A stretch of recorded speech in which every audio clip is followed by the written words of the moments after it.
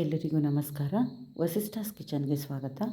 ಇವತ್ತು ನಾನು ಟೊಮ್ಯಾಟೊ ರಸಮ್ಮೊಂದಿಗೆ ಬಂದಿದ್ದೇನೆ. ಟೊಮ್ಯಾಟೊ ಸಾರು ಅಂತಲೂ ಕರಿತೀವಿ, ಫಂಕ್ಷನ್ನೆಲ್ಲ ಮಾಡುವ ಕೆಂಪು ಸಾರು ಅಂತಲೂ ಹೇಳ್ತೀವಿ. ಈ ಸಾರಿನ ಪುಡಿಯನ್ನು ಹೇಗೆ ಮಾಡೋದು ಅಂತ ನಾನು ಇವತ್ತು ನಿಮಗೆ ತೋರಿಸ್ಕೊಡ್ತೀನಿ. ತುಂಬ ಟೇಸ್ಟಿಯಾಗಿರುತ್ತೆ. ಎಲ್ಲ ಫಂಕ್ಷನ್ನಲ್ಲೂ ಇದು ಸಾರನ್ನು ಮಾಡಿರ್ತಾರೆ. ಇದನ್ನು ಹೇಗೆ ಮಾಡೋದು, ಇದಕ್ಕೆ ಏನೇನು ಬೇಕು ಅಂತ ನೋಡೋಣ.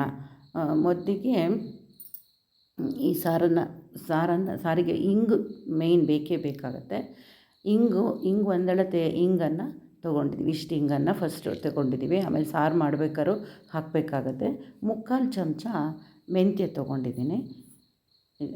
ಈ ಚಮಚ ತೋರಿಸ್ತೀನಿ, ಯಾವ ಚಮಚದಲ್ಲಿ ಅಂತ ನಿಮ್ಗೆ ತೋರಿಸ್ತೀನಿ. ಈ ಚಮಚದಲ್ಲಿ 3/4 ಚಮಚ ಮೆಂತ್ಯ ತೊಗೊಂಡಿದ್ದೀನಿ. 4 ಚಮಚ ಜೀರಿಗೆ ತೊಗೊಂಡಿದ್ದೀನಿ. ಹಾಗೆ 1 ಚಮಚ ಕೊತ್ತಂಬರಿನ ತೊಗೊಂಡಿದ್ದೀನಿ.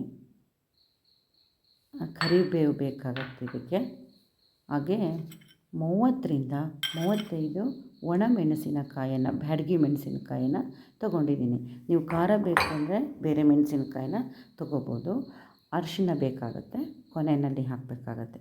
ಇವೆಲ್ಲದನ್ನು ನಾನು ಒಂದು ಬಾಣಲೆಯಲ್ಲಿ 3 ಸ್ಪೂನ್ ಕೊಬ್ಬರಿ ಎಣ್ಣೆ ಹಾಕಿಬಿಟ್ಟು ಹಿಂಗೆ ಹಾಕಿ ಎಲ್ಲ ನಾನು ಹೇಳಿದ ಎಲ್ಲದನ್ನು ಹಾಕ್ಕೊಂಡು ಚೆನ್ನಾಗಿ ಹುರ್ಕೊಂಡಿದ್ದೀನಿ.